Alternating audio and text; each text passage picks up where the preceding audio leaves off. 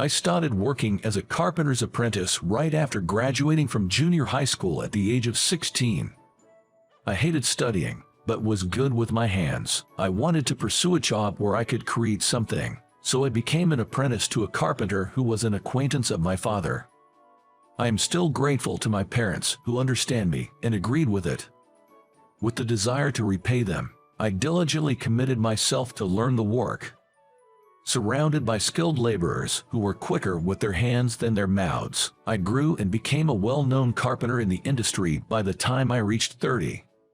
I received jobs directly from large construction companies, and my reputation spread, leading to more significant projects. I got married and had a daughter, and my work was going well. I believe that was the best time of my life. However, when I was 50 years old, there was a small accident at the site. The materials I had piled up collapsed. I managed to save my coworker, Tom, who was about to be crushed, but in the process, I severely injured my right shoulder, which resulted in a lasting disability in my right hand. I could still manage daily life fairly well, but I couldn't swing a hammer anymore. Without saying anything to anyone, I left the carpentry world. I thought it would be tough for Tom if I revealed the reason for quitting. I joined a small construction crew where I didn't know anyone, and now I'm doing odd jobs at different work sites. Fortunately, my daughter was already independent as a working adult, and my wife had a job, so I didn't cause any trouble for my family. After I helped Tom, my wife laughed and said, "That's so like you," and my daughter looked at me with a mix of disbelief and amusement, saying, "Seriously, Dad, you're too kind." But neither of them blamed me. Blessed with a warm family, I truly felt happy. In the field of construction work, my role as a laborer is mainly supportive. My main tasks are carrying materials and cleaning. I also perform tasks requested by laborers, supporting them almost like a devoted wife. To be honest, my position on the site is nothing significant. However, because of that, the work was easy, and I often moved to different sites, so I was able to enjoy it in my own way without encountering carpenters I know. I am currently working at the Jones Construction Company. I used to get a lot of work from this construction company in the past. While working, I nostalgically thought about my past days of working with this construction company. Then, one day, there was a small accident. It was the day for material delivery, but the site supervisor, Mr. Brown, was absent. The truck driver was at a loss as to where to place the delivered materials. I thought it might be intrusive, but I gave instructions to the driver and helped carry the materials into the site. The driver was happy and left, but when Supervisor Brown returned to the site, he scolded me severely. "You're just a laborer. Why the hell are you doing things? You're not entitled to do these things."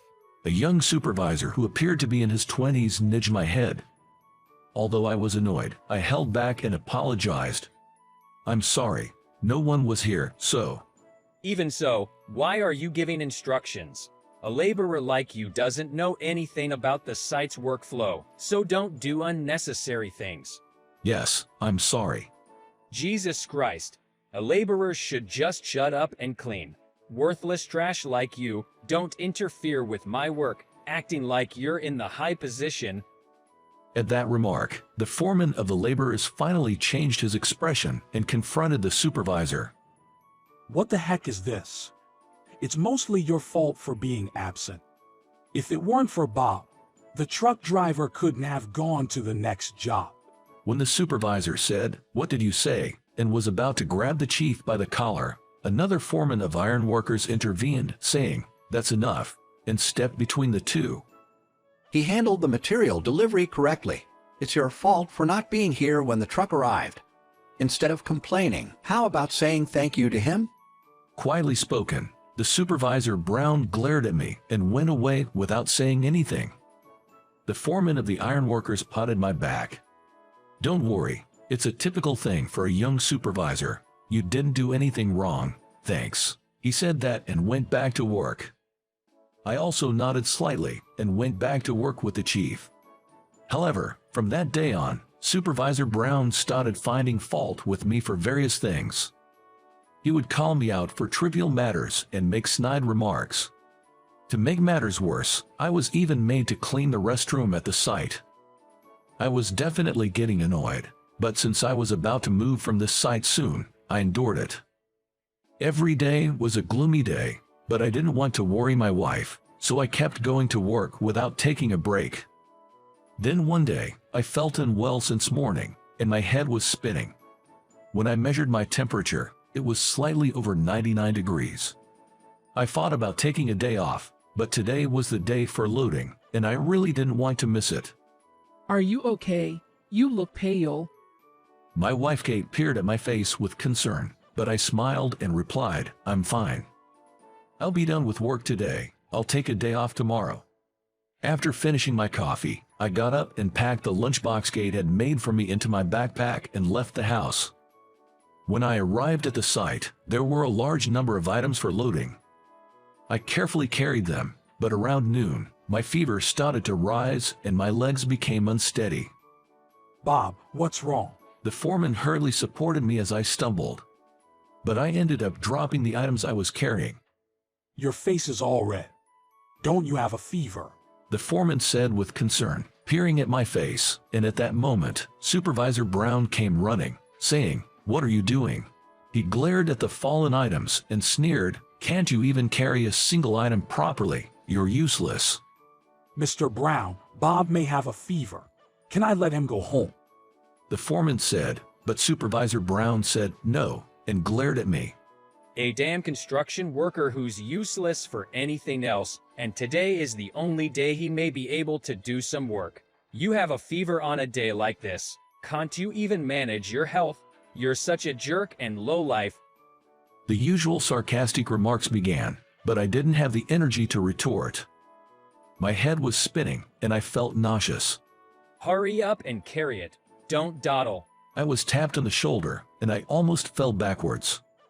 At that moment, I heard a shouting voice, saying, "Stop it." "What did you say?" said the supervisor, and he turned around. There, I spotted a familiar figure. It was Tom Smith, my former colleague. What the hell did you say? Who do you think you're talking to? Tom walked towards us boldly and grabbed Supervisor Brown by the collar.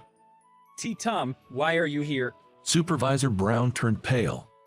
Tom let go of the director's collar with a forceful push after landing a punch on his head.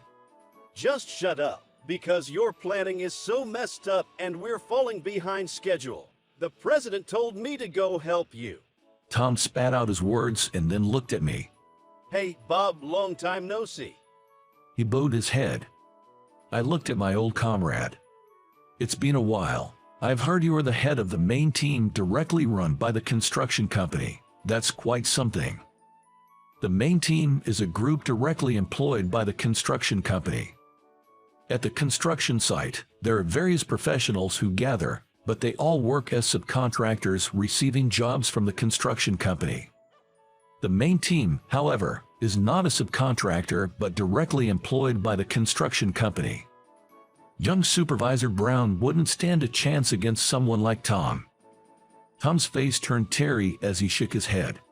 I owe it to you, Bob, that I can now work like this. This is all thanks to you. I didn't know you quit being a carpenter and became a construction worker. Why didn't you tell me? I didn't know how to respond. The supervisor looked at us with a puzzled expression. Tom turned to the supervisor and said, "You know, Bob is my mentor and my savior. He was a famous carpenter in our industry, to the point where everyone knows his name. He was even chosen to work for Jones Construction, and yet, you dare to speak ill of him." Tom struck the director's head with his fist once again. With wide-open eyes in astonishment, the supervisor looked at me. I'll remind this guy, he said, and I looked at the supervisor. It's true that construction work might be considered the lowest level job on the site, but you know, people from various professions are coordinating and cooperating with each other here in order to build a structure. Construction workers are essential in supporting the site, although their works are not visible. Mr. Brown, if you plan on continuing this line of work, you'll have to change your mindset from the ground up. Otherwise, laborers won't follow you. Finally able to express some of what I wanted to say, I stared at the supervisor, who was looking down. Tom said, with a stern tone, "You're such a buster, say more." Bob has done a lot of work for this construction company. Everybody in higher positions knows about him. I'll make sure to report everything about you. Be prepared. Bob is right. You can't disrespect the people who actually work on the site. Otherwise, we can't do a good work. If the laborers don't do their jobs, we can't meet the deadlines at all. As a final blow, the supervisor drooped his shoulders dejectedly. In a small voice, barely audible, he said, "I'm sorry." He kept staring at his feet. "Bob," Tom called me, looking puzzled. Did you quit being a carpenter because of me? How can I make it up to you? I laughed at his words. "Come on, it's not your fault, Tom. I chose to leave carpentry and become a construction worker by my own choice. I'm surrounded by good colleagues, and I'm enjoying it." I replied, and Tom showed signs of wanting to say something, but he just smiled and said, "I see. Anyway, Bob, go home for today. Take care of yourself, all right? Will you meet me again?" I said, "Thank you, I'll do that. Let's meet again." Tom smiled happily, gave the supervisor a strong pat on the back, and left. Thanks to a good night's sleep, my fever went down, and I recovered. I went to the construction site as usual and apologized to the foreman for leaving early yesterday. He said, "Don't push yourself." After the morning meeting, as I was about to go to my station, someone called out, "Bob."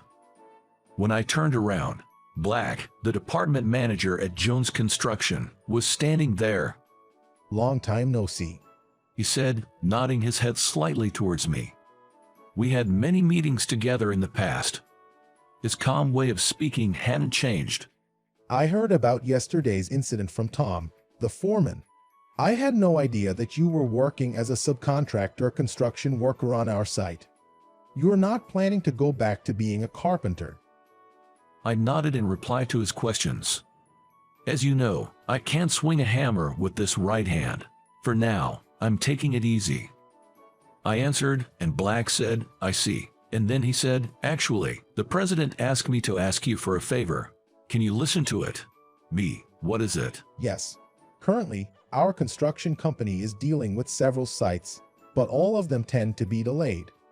As you know, Bob, there seems to be a lack of communication between the supervisors and the laborers. Well, the interpersonal relationships are not going well." Upon hearing that, Black scratched his head. I couldn't help but chuckle. It wasn't just Brown, but the friction between the university-educated supervisors who work as regular employees of the construction company and the self-taught laborers has always been a long-standing issue. So, there has been a discussion about appointing someone as a supervisor on site, separate from the main supervisor. We have been looking for someone who can facilitate smooth communication with the laborers, especially in the case of young supervisors. The president is very enthusiastic about entrusting this role to you, Bob. What do you think? We will provide a suitable position for you as our regular employee. Can you accept it? I was taken aback by suddenly being asked such a thing. Black continued, This is something that can only be entrusted to someone who fully understands the site and the laborers. Of course, we also value personal qualities. We want to ask for your help in nurturing young supervisors. If the site environment improves, it will be easier for the laborers to work. In that case, there will be no one like you, Bob, who will have an unpleasant experience like this time. With a pleasant working environment, work progresses smoothly and there are no delays in the schedule. His words were passionate, and it moved my heart. I think Tom talked to the construction company for my sake, but I could feel that Black genuinely needed me. Can I have some time to think about it? I said, and Black responded with a firm nod, saying, Of course. We look forward to your favorable response. By the way, as for Brown, he has expressed a desire to take a break from the site for a while. He wants to start over from scratch. It's the first time I've seen him so serious since he joined the company. Right now, he's assisting on a site with an experienced supervisor. I see. I hope he becomes a good supervisor. I said that sincerely. He was an arrogant and unpleasant guy, but I would be happy if he could start fresh after this incident. I hope so, too. Well then, see you later. With that, Black left. I stood there for a while, lost in thought, when someone tapped my shoulder. Go for it, Bob. You're more than just a construction worker here. If someone like you could take charge of the site, there would be fewer people having a hard time. It was the foreman of the construction workers who said that. It seemed like he had overheard our conversation just now. We construction workers are looking forward to having a site where we're not looked down upon. We're counting on you, He said with a smile, and I nodded slightly. Ever since my injury, I had been carrying a feeling of giving up on life, but maybe it wouldn't be so bad to make a fresh start here. Let's give it a try, I murmured, and the foreman happily patted my back, saying, "That's the spirit."